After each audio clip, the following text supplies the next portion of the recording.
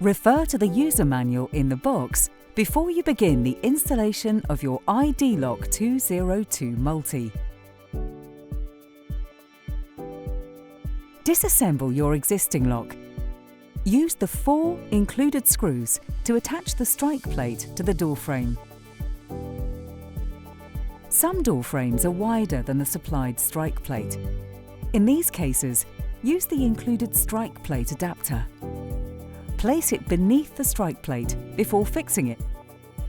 It may be necessary to adjust the strike direction on the lock box.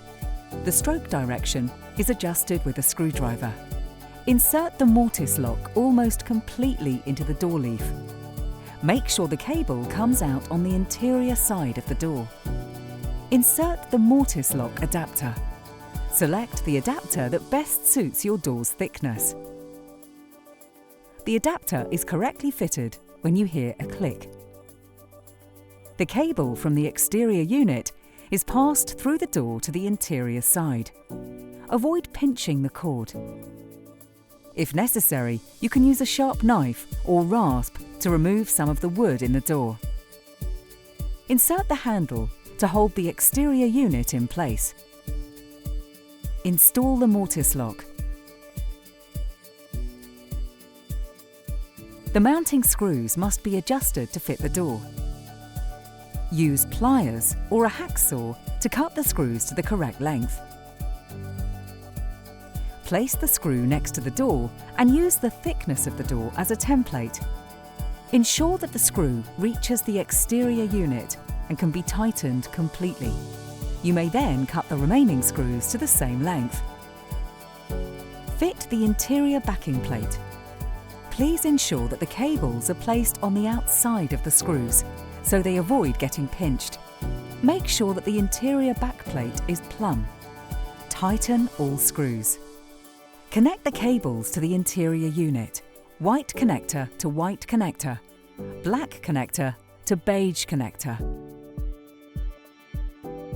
Place the interior unit against the backing plate, making sure that the thumb turn extension enters the groove of the Mortise lock adapter you fitted earlier.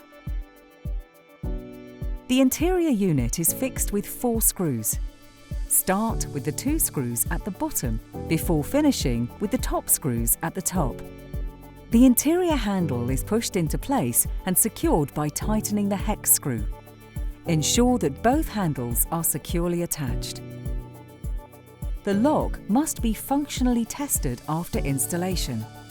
Use the thumb turn and check that the deadbolt moves in and out without friction. Test that the handles move in sync with each other and the latch. Close the door. Use a 9-volt emergency battery to test the terminals on the exterior unit. When the lock lights up, the test has been approved. Insert the AA batteries into the lock.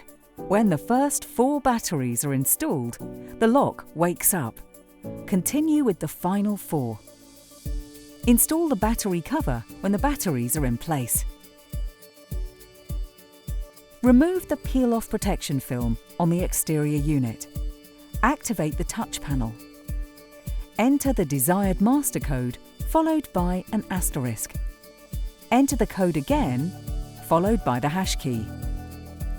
The lock flashes blue and the master code has been saved. To test the master code, we lock the door while it's still open. Activate the panel. Enter the code and unlock. Your ID Lock 202 Multi is fully assembled and ready for use.